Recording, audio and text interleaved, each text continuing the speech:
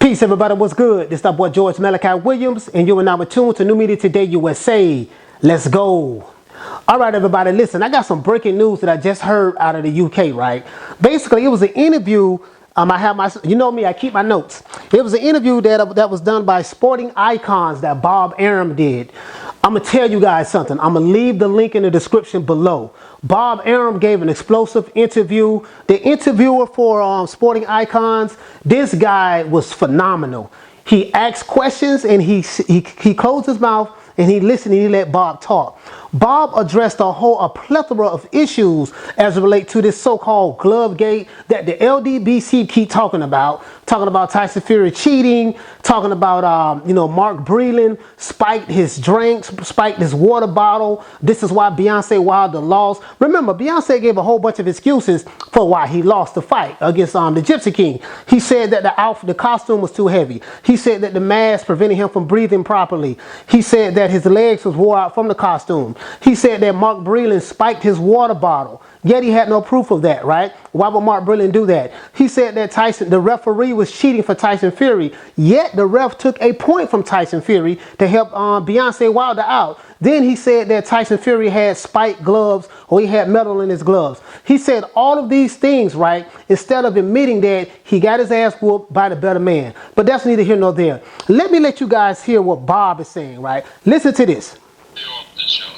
Yeah. Have you spoken to Shelley Finkel about any of this since? No, I don't talk with Shelley Finkel. Oh, do you not? He says he don't talk to Shelley Finkel. I don't like Shelley Finkel. Fair enough. We've mentioned it to the Wilder people, the technocrats with BBC. He's basically saying that he gets along with some of the people at PBC. So, they were disgusted with it as well. And they were disgusted by the excuses that Tyson Fury gave, Beyonce Wilder gave for why he lost. I don't know if I've discussed that. Check this out. Listen to this. Let's take the gloves. Yep. Now, he said that Fury loaded the gloves, etc., put stuff in his gloves and so forth. Now, the fight was in Nevada. Now, Nevada has a procedure to prevent anything tampering with the gloves or putting anything in the glove. And the procedure is this. After the weigh-in, they lay out 4 pairs of gloves. And each fighter picks his set of gloves and signs it set number 1. Then they pick up their other set number 2, and they sign it. Then the commission takes the gloves, and the gloves are locked in a safe in the commission office, and they come out the night of the fight and hand it to 2 inspectors, one for Wilder and one for Fury. The glove number 1 for each guy. Now, the glove is then delivered by the inspector in the dressing room to each fighter. There's another inspector there, and in the presence of both inspectors, the fighters gloved up. Okay, now you heard what Bob Arum said. This is debunking the whole glove gate thing that the LDBC, ABCDEFG keep talking about. You see what I'm saying? It's all bullshit. The shit that, sorry about that, guys, just in case you have kids watching, I apologize. And let me slow down from talking because I know I do talk too fast. The things that Tyson Fury, Beyonce Wilder is saying about the cheating of the gloves, all of the stuff that the LDBC fanboys and that community is talking about has just been thoroughly debunked. Forget about any YouTuber like myself or anyone else, what they're saying. Listen to Bob Arum. No one in the YouTube universe has said anything like what Bob Arum is saying. Bob Arum actually broke down the procedures of how the Nevada Commission works in Nevada when it comes to gloves. Now, I want to address something else. I'm gonna put this phone down for a minute. I want to address something else also, because I wrote these notes down because I want to make sure that You know, I really stay on point. Now, Beyonce is saying that, you know, when he was getting his, when Beyonce was getting his hands wrapped, and Tyson Fury was getting his hands wrapped in the locker room. Remember, Jay Diaz, which is Beyonce Wilder's manager slash trainer, was in the locker room. He physically saw. Anything, you know anything about boxing, anytime a coach, anytime a fighter is getting his hands wrapped, you always have a representative from each team, you know, watching the hand wrappings and make sure nothing funny is going on, right? Jay Diaz was right there in the locker room watching his hands get wrapped. You see what I'm saying? He watched the man's hands get wrapped. So if there was any metal or spiking of the gloves, why would Jay Diaz allow something like that to happen, knowing that his fighter, the fighter that he trains, the fighter that he makes money off of, can potentially get harmed and hurt by the spiking of these gloves? He inspected the wraps. You see what I'm saying? He inspected the hand wraps. And also, you heard what Bob Arum said about the gloves. The gloves are chosen by both fighters. They choose 4 sets of gloves, right? 2 for each side. Tyson has 2. Beyonce has 2. Once they look at the gloves and pick the ones they want, they inspect the gloves. Then they sign off on the gloves. Then the commissioner takes the gloves, and then the inspectors takes the glove and they lock them in a safe until the night of the fight. And then when the night of the fight, they bring both set of gloves to the locker room so Beyonce Wilder and Tyson Fury's camp and can look at these gloves. Once they look at the gloves and inspect them, they say, yeah, I want to fight with those. Beyonce says, yes, I want to fight with these.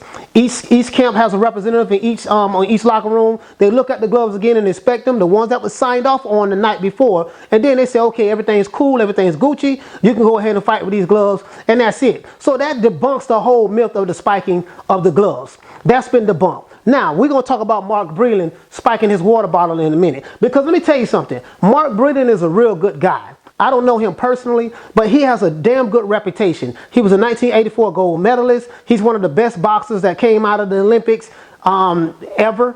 And Mark Breland is a classy stand-up guy. So why would Mark Breland spike your water bottle? You know what I mean? Knowing that he's eating off of you, knowing that he gets paid every time you get paid, he's training you. He brought you this far from a training standpoint, even though you wouldn't listen to him, and now you accuse a man of spiking your water bottle and then throwing him out and then kick and fire him from your team. Which is, if that's what you want to do, that's fine. But Beyonce Wilder, aka Deontay Bootylicious, is what I call him. Beyonce Wilder, the twerker. You know, you refuse to accept responsibility that you lost that fight. Period. Instead of saying, you know what, man, I lost to the better man, you made 1,000 excuses for why you lost. And you had your LDBC fanboys, you know, capping for you, aka lying for you in the process. Check this out. Now listen to more. So the idea that he's tampering with the gloves is absurd. Now, if it was in another jurisdiction, there might be a possibility that it could happen, although it's unlikely. But in Nevada, it's impossible because the whole procedures in Nevada are designed to prevent just that from happening. So the fact that he said that the gloves were tampered with and something was put in them in Nevada, it's impossible. Mm-hmm. You understand what I'm saying? I do. He's saying it's impossible. Now listen to the procedures that Bob Arum just broke down. Does it sound like that it's likely that Tyson Fury's gloves could have been spiked? There's no way in hell. There's no way in hell that Beyonce Wilder could even prove that in court. That's why he never sued Tyson Fury in court for that. He accused the man of doing all these different things, illegal things, what is it called?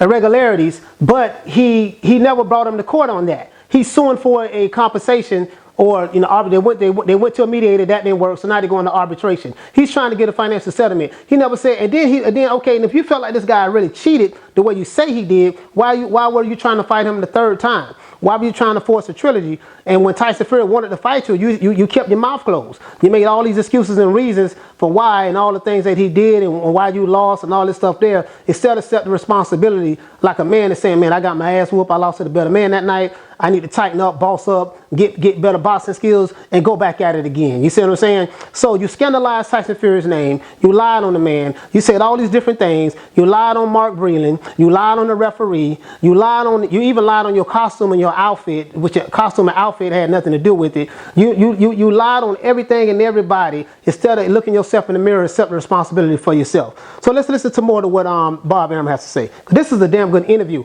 I'm gonna leave the link in the description so you guys can see this interview yourself, okay? This is from Sporting Icons out of the UK. If this was in Abu Dhabi, let's say, and he made that allegation, which would not be true, Fury would deny it and so forth, but would there be a possibility? Yeah, there would be a possibility. But in Nevada, there's no possibility. Yeah. Well, on top of that, you've got Deontay Wilder's other manager and trainer, JD's, was watching Fury get his hands wrapped and gloved up. Exactly correct. In addition to the two inspectors. Yeah.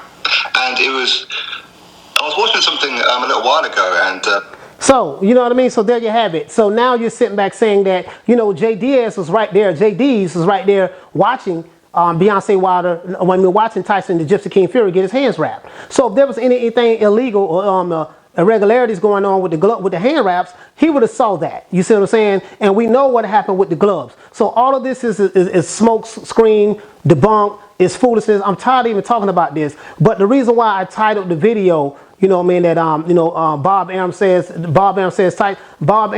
that Tyson Fury would never fight Deontay Wilder again. Tyson Fury felt like, you know what, you said all these things about me, you scandalized my name, you dragged my name in the mud, you accused me of doing all kind of cheating and irregularities. When I just beat you fair and square in the ring, you don't deserve to be back in the ring with me. I don't want to fight you no more. And on top of that, the contract had expired. You see what I'm saying? So there you have it, guys. I didn't mean to, rant on about this, but it just pissed me off so much because I never heard Bob Arum say anything about this so-called glove gate thing. But not on top of that, later on in the interview, he talks about Mark Breland. And I feel bad for Mark Breland. You see what I'm saying? And Sugar Hill, which is the trainer of Tyson Fury, Sugar Hill been getting death threats from people from the LDBC. You see what I'm saying? They've been giving this man death threats. So threatening this man's life because Tyson Fury beat this guy's ass. Not they leader out. The country boy from Alabama, Beyonce Wilder, the Twerk King, he got knocked out by the Gypsy King, and now they threatening. Now they supposed to be pro-black, they supposed to love all black fighters, but they hate Terrence Crawford, and now they want to kill a trainer named J. Diaz. I'm not J. Diaz, but I'm Sugar Hill because he trained Tyson Fury to show him how to punch properly. That's why Beyonce Wilder was looking crazy, because Tyson Fury was punching differently the second fight than he was the first fight. He fought front foot dominant. When he threw his jab with conviction. When he threw the right hand, he threw the right hand with conviction. Tyson Fury is not a small guy. Tyson Fury is 6'9", 270 something pounds. And if you show a man like that how to properly throw a punch, the punch through a brick wall, I promise you it's going to hurt. You see what I'm saying? So that's what the Beyonce Wilder felt. He felt the real power of Tyson Fury. Not like the first fight. He's seen a different fighter that second fight. And if Tyson Fury continues to fight like that, he's going to be a problem for anybody, including AJ. And I love AJ. But anyways, I'm going to wrap this video up. I don't want to make it too long. Please like, share, and subscribe to the YouTube channel. You're watching New Media Today USA. I love you guys. Peace.